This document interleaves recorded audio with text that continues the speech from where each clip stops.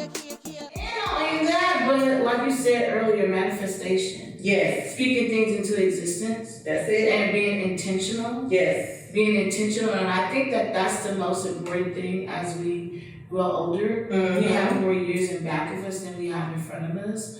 And in every step we make, I think it's important for us to be intentional. Yep. And on top of being intentional, like, write the vision, make it plain. Write the vision, make it plain. And say what you want.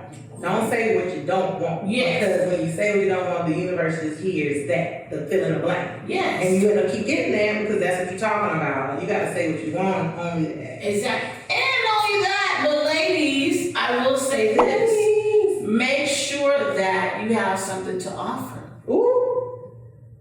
Because sometimes women, they have all these things. They have a vision board. They got all the things that they want in a man. Yeah. But they don't have anything that they can offer him.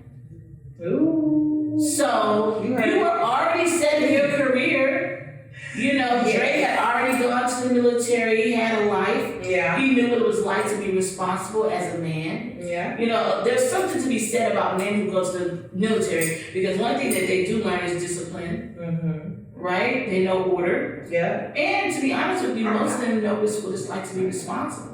Because you're forced into that responsibility. Yeah. So if you were a woman that wasn't ready, then you wouldn't be sitting right here right now.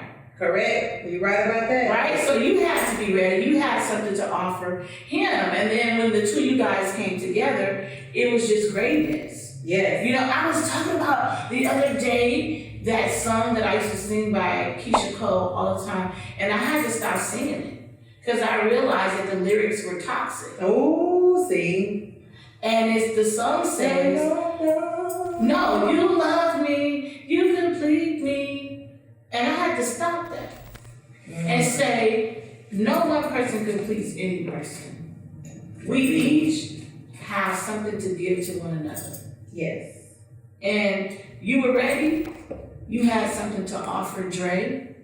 So he had something to offer you. So now look at what you guys are creating with each other. And that's the beauty of life. I think that's the most important thing. Aside from all of our accomplishments, all your titles, it doesn't mean anything. All your stuff that you have, because a tornado can come and take it all away. And take it all away. And at the end of the day, you have to say to yourself, do I still have me?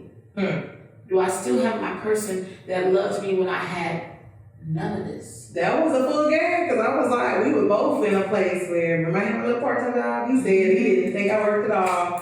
And the gag is, literally after we met, I got that interview with that engineering company and got that full-time offer. And ever since then, it feels like, y'all know, this is just one of those things. That's why you gotta surround yourself with the people, not just positive people, but people that like your energy and their energy meshes, and you can feel it because y'all will elevate. Yeah. And you can feel it when it's not that way because you're gonna be like, well, I'm always stressed out or tired or whatever when I'm around you. Yeah. And I tell you, it seems like since then, I tell them all the time, like, you must be my good luck charm because it's like promotion, the coins, the opportunity, just by being together because, you know, I think it's the energy. It is the energy. And then the other thing, one of the things that I had to learn over time is that sometimes we as givers can give more than just stuff. Oh, baby. We give stuff, but we give so much of ourselves, and other people can drain you. Yeah. You love them.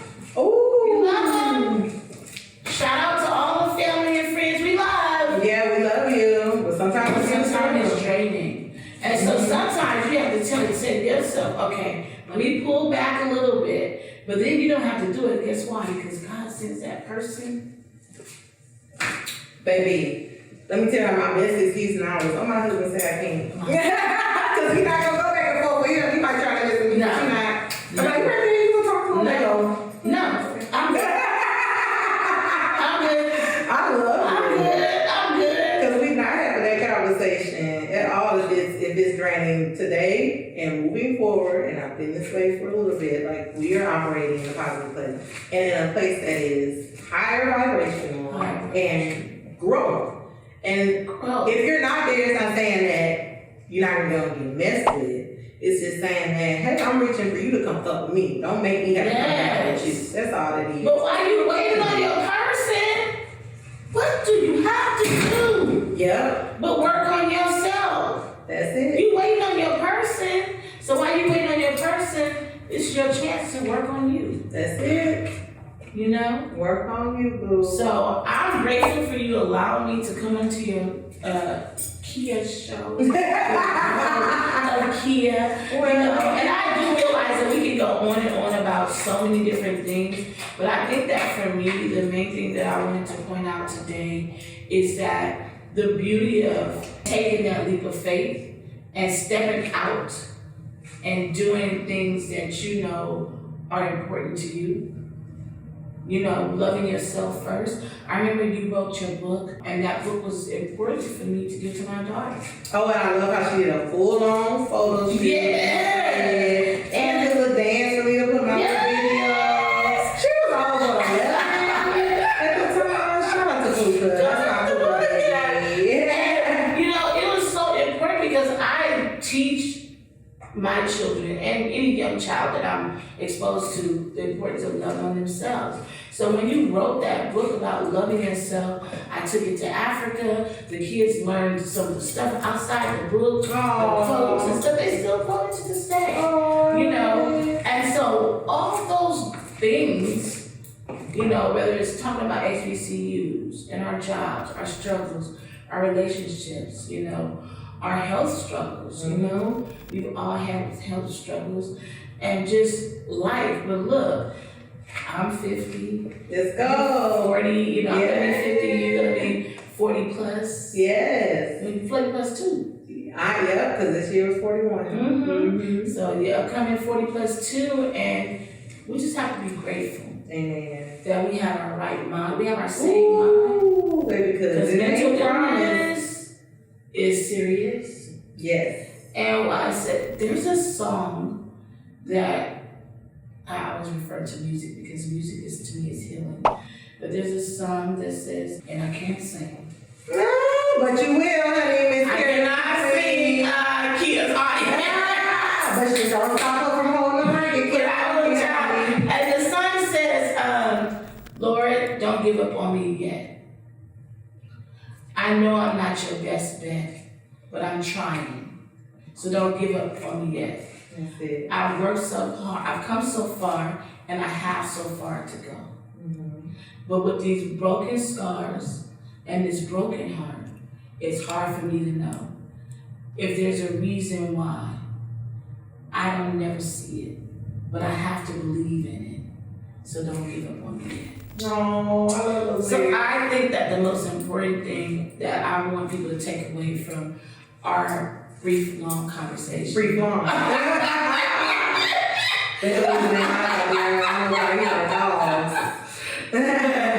And that is, don't give up on you. Because the moment you give up on you, all the things that we talk about could never take place. That's right. And if you give up on you, you're giving up on other people that are waiting for you to be successful. Come on, because they're waiting. Huh? Right? I know you love your Beyonce. Oh, period. You know that's my girl. Cowboy Carter, honey. Child, everything is silver. Why am I went and got all these silver things in my wallet? We just gonna wear silver for the next 2 years because sister got me over here on the Amazon cart. And I got a little couch. Now, you know, around the country, we still have boots, but I really got some boots now with the friends. You got a lot of boots. You still all them boots? You got a lot of boots. Baby, look at Boo. He said he got his too. But can you imagine if Beyonce would have never became Beyonce? Okay, and then Mama Tina would let her. For y'all that be sitting around letting other people tell you what to do, you gotta be And how many people would have never made money? Ooh, all the people that she supported. Look at all the people that she supported. Yes, facts. All those people would have never made money. Mm-hmm. So shout out to, not just speaking on some celebrity stuff, but shout out to anybody who allows themselves to focus on their dreams, to live out their passions, and to not give up on themselves. Because as long as you're doing what you need to do to be the great person that you're going to be, That's it. that's helping everybody else to be the people that they need. Yep, and y'all the real MVPs, honey. Well, before we go, you gotta tell the people about what is going on in Kumasi. So, I am so blessed to be a part of British African Connection. British African Connection is a nonprofit organization, here again, founded by Madam Dawn Sutherland, one of our sorority sisters, who had a vision fair. Yeah. And she took her vision, she retired from Xerox and took her vision to Kumasi, West Africa, which I'm very proud to be African. And because of her, I have the opportunity to be the marketing director for British African Connection.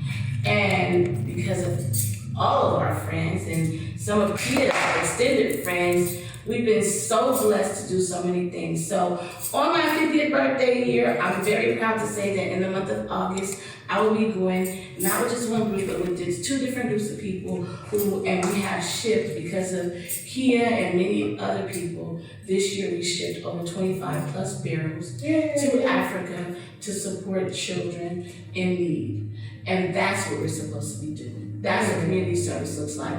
That's what our vision should be. And that's what God wants us to be as people. That's it. So if you have a chance to go on Instagram and support Kumasi Projects 2024, or just look us up on our website, British African Connection, and just go and look us up and support us with a like. Hit that like button. That's it. On social media. You don't have to donate no money because God gonna bless us anyway. But like us what we're doing. So I'm proud to be a part of that. I'm proud to be able to make a difference in people's lives. And I'm so grateful to be alive. Yes. Y'all gotta go see them beautiful African babies singing. Yes. That page is everything. They can sing. Yes. And dance, honey. It's like that, but you look at that and you go, yeah, that's where we get it from. That's our culture. That's our We be culture. over here thinking like we're so far removed, but we're not. Actually, to be honest with you, one more thing here. People in Louisiana really have no idea. And Louisiana had over 252 slave plantations. More slave plantations than any other place in the United States of America. Every single dish that you name that is made in Louisiana came from Africa. Jambalaya is jollof rice. Like, I can go on and on and on and on. And you said when you came home that time, you said, y'all people, y'all don't know how African y'all are. Y'all act like Africans out There there. are people in Louisiana. Hello. You're African. You are all the way African.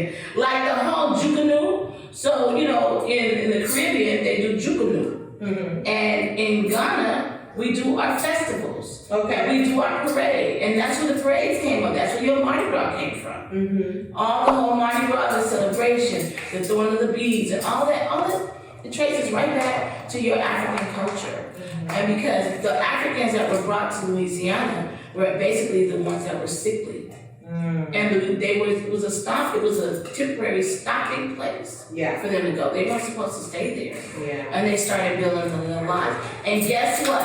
What? The best food in the United States of America, the best African, not just African, but the best restaurant that was voted for the best restaurant in the United States of America in 2024, good restaurant is in Louisiana. Really? Which one? It is a Senegalese restaurant Okay. that serves Senegalese and Louisiana food. Oh my goodness. I'm gonna have to look them up.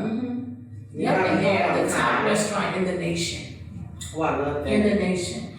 And so, yeah, I love Louisiana. I'm very happy that my children are attending the Southern University, even though it's like a little cold. But shout out to my school in Augusta, Georgia. Thank God. Everybody know because we go hard for each other. Baby, you don't know how go hard is the loyalty. You got a dad on. Yeah, you got a dad. Hopefully, everyone realizes that Kia is a gift that God blessed us with. And we're so happy that Mr. Billy and her mama gave birth to her. And shout out to my other big sister, Kenya, in Louisiana, who held it down for her sister.